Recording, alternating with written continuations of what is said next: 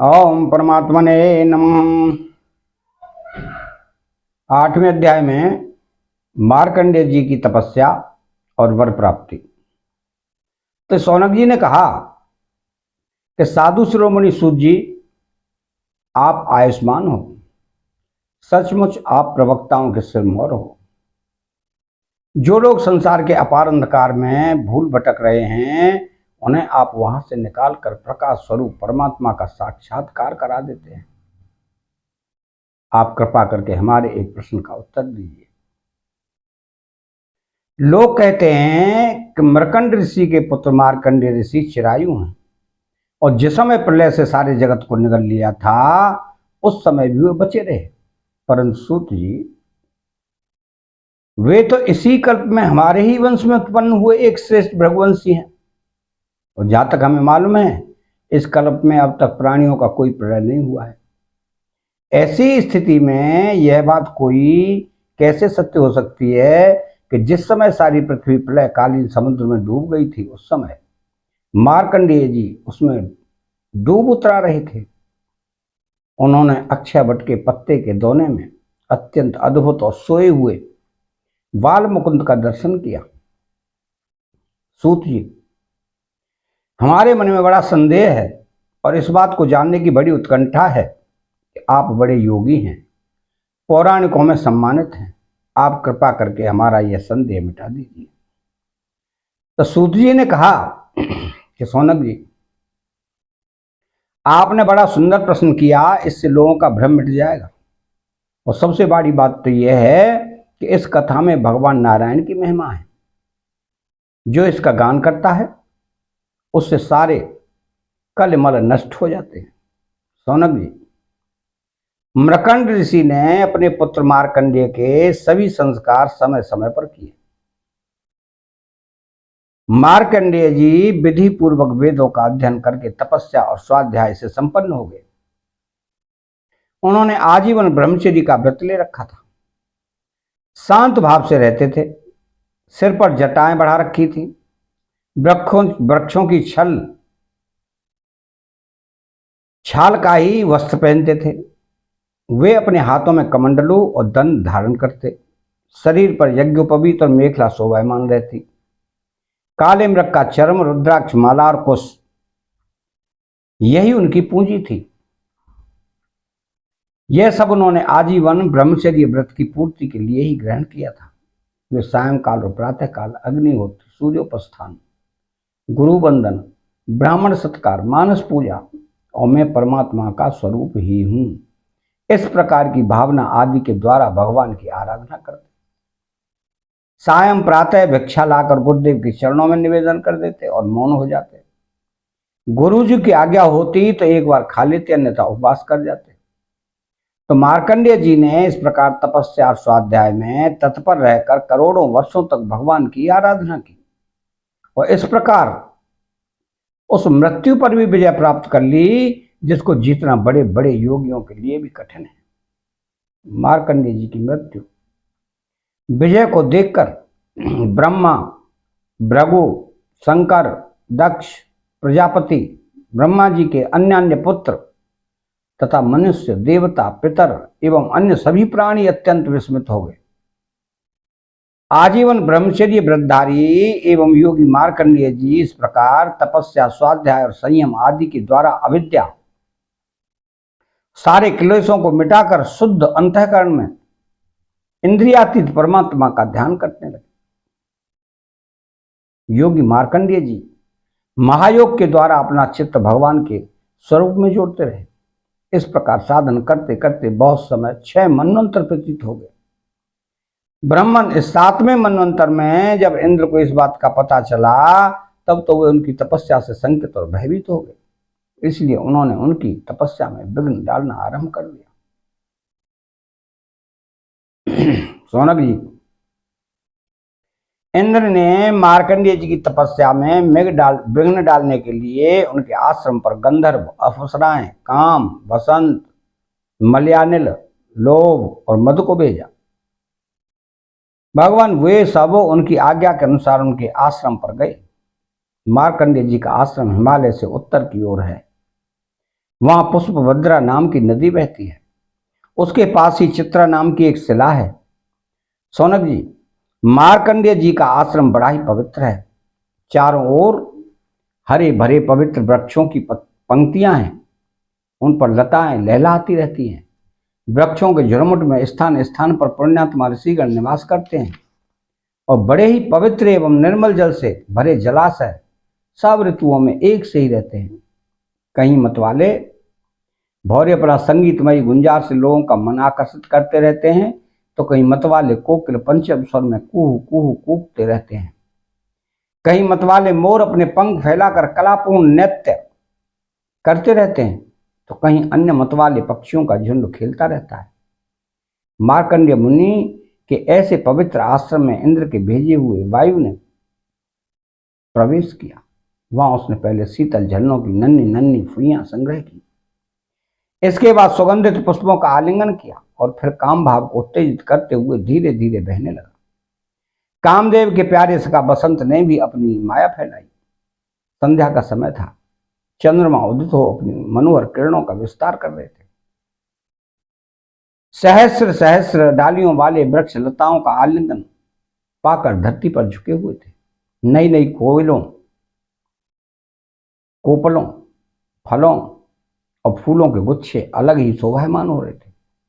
वसंत का साम्राज्य देखकर कामदेव ने भी वहां प्रवेश किया। उसके साथ गाने बजाने वाले गंधर्व झुंड के झुंड चल रहे थे। उसके चारों ओर बहुत सी स्वर्गीय अप्सराएं चल रही थीं और अकेला काम ही सबका नायक था। तो उसके हाथ में पुष्पों का धनुष और उस पर सम्मोहन आदि बाण चढ़े हुए थे।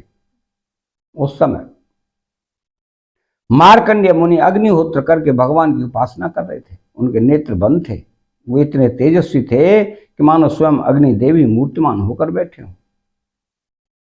उनको देखने से ही मालूम हो जाता था कि उनको पराजित कर सकना बहुत ही कठिन है। इंद्र के आज्ञाकारी सेवकों ने मार्कंडेय मुनि को इसी अवस्था में देखा। अब अप्सराएं उनके सामने नाचने लगी। कुछ गंधर्व मधुर गान करने लगे, तो कुछ मृदंग बीड़ा ढोल आदि बाजे बड़े मनोहर स्वर में बजाने लगे। तो सौनक जी, जब कामदेव ने अपने पुष्प निर्मित धनुष पर पंचमुख बाण चलाया, उसके बाण के 5 मुख हैं। शोषण, दीपन, संमोहन, तापन, उन्मादन। जिस समय निशाना लगाने की ताक में था, उस समय इंद्र के सेवक बसंत और लोग मार्कंडेय मुनि का मन विचलित करने के लिए प्रयत्नशील थे। उनके सामने ही पुंजक स्थली नाम की सुंदर अप्सरा गेंद खेल रही थी। स्तनों के भार से बार बार उसकी कमर लचक जाया करती थी। साथ ही उसकी चोटियों में गुथे हुए सुंदर सुंदर पुष्प और मालाएं बिखर कर धरती पर गिरती जा रही थी। कभी वह तिरछी चितवन से इधर उधर देख लिया करती थी।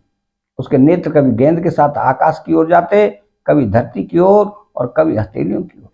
वो बड़े हाव भाव के साथ गेंद की ओर दौड़ती थी। उसी समय उसकी करधनी टूट गई और वायु ने उसकी झीनी सी साड़ी को शरीर से अलग कर दिया। कामदेव ने अपना उन्मुक्त अवसर देखकर और यह समझकर कि अब मार्कंडेय मुनि को मैंने जीत लिया, उनके ऊपर अपना बाण छोड़ा, परंतु उसकी एक न चली। मार्कंडेय मुनि पर उसका सारा उद्योग निष्फल हो गया। ठीक वैसे ही जैसे असमर्थ और अभागे पुरुषों के प्रयत्न विफल हो जाते हैं। सौनक जी, मार्कंडेय मुनि अपरिमित तेजस्वी थे। काम, वसंत आदि आए तो थे इसलिए कि उन्हें तपस्या में से भ्रष्ट कर दें, परंतु अब उनके तेज से जलने लगे और ठीक उसी प्रकार भाग गए जैसे छोटे छोटे बच्चे सोते हुए सांप को जगाकर भाग जाते हैं। सौनक जी, इंद्र के सेवकों ने इस प्रकार मार्कंडेय जी को पराजित करना चाहा, परंतु वे रत्ती भर भी विचलित न हुए। इतना ही नहीं, उनके मन में इस बात को लेकर तनिक भी अहंकार का भाव न हुआ। सच है, महापुरुषों के लिए यह कौन सी आश्चर्य की बात है। जब देवराज इंद्र ने देखा कि कामदेव अपनी सेना के साथ निस्तेज हतप्रभ होकर लौटा है और सुना कि ब्रह्म ऋषि मार्कंडेय जी परम प्रभावशाली हैं, तब उन्हें बड़ा ही आश्चर्य हुआ। सौनक जी,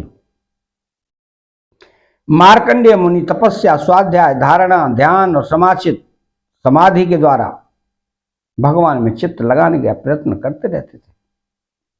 अब उन पर कृपा प्रसाद की वर्षा करने के लिए मुनि जन नयन मनोहारी नरोत्तम नर और भगवान नारायण प्रकट हुए। उन दोनों में एक सा शरीर गौरवर्ण था, दूसरे का श्याम। दोनों के नेत्र तुरंत के खिले हुए कमल के समान कोमल और विशाल थे। चार चार भुजाएं थी, एक मृग चरम पहने हुए थे तो दूसरे वृक्ष की छाल। हाथों में कुश लिए हुए थे, गले में 3-3 सूत के यज्ञोपवीत शोभायमान थे। हुए कमंडलों और बांस का सीधा दंड ग्रहण किए हुए थे। कमलगट्टे की माला और जीवों को हटाने के लिए वस्त्र की कूंची भी रखे हुए थे। ब्रह्मा इंद्र आदि के भी पूजनीय भगवान नर नारायण कुछ ऊंचे कद के थे और वेद धारण किए हुए थे। उनके शरीर से चमकती हुई बिजली के समान पीले पीले रंग की कांति निकल रही थी। वे ऐसे मालूम हो रहे थे कि मानो स्वयं तप ही मूर्तिमान हो गया हो। जब मार्कंडेय मुनि ने देखा कि भगवान के साक्षात स्वरूप नर नारायण ऋषि पधारे हैं तो वे बड़े आदर भाव से उठकर खड़े हो गए और धरती पर दंडवत लौटकर साष्टांग प्रणाम किया। भगवान के दिव्य दर्शन से उन्हें इतना आनंद हुआ कि उनका रोम रोम, उनकी सारी इंद्रियां एवं अंतःकरण शांति के समुद्र में गोता खाने लगे। शरीर पुलकित हो गया, नेत्रों में आंसू उमड़ आए, जिनके कारण वे उन्हें जी भर आंख देख भी न सकते। तदनंतर वे हाथ जोड़कर उठ खड़े हुए। उनका अंग अंग भगवान के सामने झुका जा रहा था। उनके हृदय में उत्सुकता तो इतनी थी मानो वे भगवान का आलिंगन कर लेंगे। उनसे और कुछ तो बोला न गया, गदगद वाणी से केवल इतना ही कहा, नमस्कार नमस्कार। इसके बाद उन्होंने दोनों को आसन पर बैठाया, बड़े प्रेम से उनके चरण पखारे और अर्घ्य, चंदन, धूप और माला आदि से उनकी पूजा करने लगे। भगवान नर नारायण सुखपूर्वक आसन पर विराजमान थे और मार्कंडेय जी कृपा प्रसाद की वर्षा कर रहे थे। पूजा के अनंतर मार्कंडेय मुनि ने उन सर्वश्रेष्ठ मुनि वेशधारी नर नारायण के चरणों में प्रणाम किया और यह स्तुति की। मार्कंडेय मुनि ने कहा, भगवान, मैं अल्पज्ञ जीव भला आपकी अनंत महिमा का कैसे वर्णन करूं। आपकी प्रेरणा से ही संपूर्ण प्राणी, ब्रह्मा, शंकर, मेरे शरीर में भी प्राण शक्ति का संचार होता है और फिर उसी के कारण वाणी, मन एवं इंद्रियों में भी बोलने, सोचने, विचारने और करने जानने की शक्ति आती है। इस प्रकार सबके प्रेरक और परम स्वतंत्र होने पर भी आप अपना भजन करने वाले भक्तों के प्रेम बंधन में बंधे हुए हैं। प्रभु, आपने केवल विश्व की रक्षा के लिए ही जैसे मत्स्य, कूर्म आदि अनेकों अवतार ग्रहण किए हैं, वैसे ही आपने ये दोनों रूप भी त्रिलोकी के कल्याण, उसकी दुख निवृत्ति और विश्व के प्राणियों को मृत्यु पर विजय प्राप्त कराने के लिए ग्रहण किया है। आप रक्षा तो करते ही, मकड़ी के समान अपने से ही इस विश्व को प्रकट करते हैं और फिर स्वयं अपने में ही लीन कर लेते हैं। आप चराचर का पालन और नियमन करने वाले हैं। मैं आपके चरण कमलों में प्रणाम करता हूं। तो जो आपके चरण कमलों की शरण ग्रहण कर लेते हैं उन्हें कर्म, गुण और काल जनित क्लेश स्पर्श भी नहीं कर सकते। वेद के मर्मज्ञ ऋषि मुनि आपकी प्राप्ति के लिए निरंतर आपका स्तंभन, वंदन, पूजन और ध्यान किया करते हैं। प्रभु, जीव के चारों ओर भय ही भय बोल वाला है, और की तो बात ही क्या। आपके काल रूप से स्वयं ब्रह्मा भी अत्यंत भयभीत रहते हैं। क्यों कि उनकी आयु भी सीमित केवल 2 परार्थ की है। फिर उनके बनाए हुए भौतिक शरीर वाले प्राणियों के संबंध में तो कहना ही क्या है। ऐसी अवस्था में प्राणियों के संबंध में तो कहना ही क्या है। ऐसी अवस्था में आपके चरण कमलों की शरण ग्रहण करने के अतिरिक्त और कोई भी परम कल्याण तथा सुख शांति का उपाय हमारी समझ में नहीं आता, क्योंकि आप स्वयं ही मोक्ष स्वरूप हैं। भगवान, आप समस्त जीवों के परम गुरु, सबसे श्रेष्ठ सत्य ज्ञान स्वरूप हैं। इसलिए आत्मस्वरूप को ढक देने वाले देह गेह आदि निष्फल असत्य नाशवान और प्रतीति मात्र पदार्थों को त्याग कर मैं आपके चरण कमलों की ही शरण में ग्रहण करता हूं। कोई भी प्राणी यदि आपकी शरण ग्रहण कर लेता है तो वह उससे अपने सारे अभीष्ट पदार्थ प्राप्त कर लेता है। जीवों के परम सुहृद प्रभु, यद्यपि सत्य रज और तम ये तीनों गुण आपकी ही मूर्ति हैं, इन्हीं के द्वारा आप जगत की उत्पत्ति स्थिति लय आदि अनेकों मायामय लीलाएं करते हैं, फिर भी आपकी सत्वगुणमयी मूर्ति ही जीवों को शांति प्रदान करती है।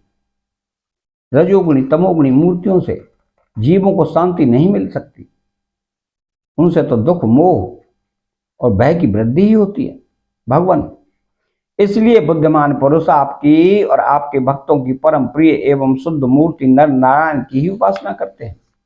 पांचरात्र सिद्धांत के अनुयायी विशुद्ध सत्य को ही आपका सी विग्रह मानते हैं। उसी की उपासना से आपके नित्य धाम वैकुंठ की प्राप्ति होती है। उस आपकी यह विलक्षणता है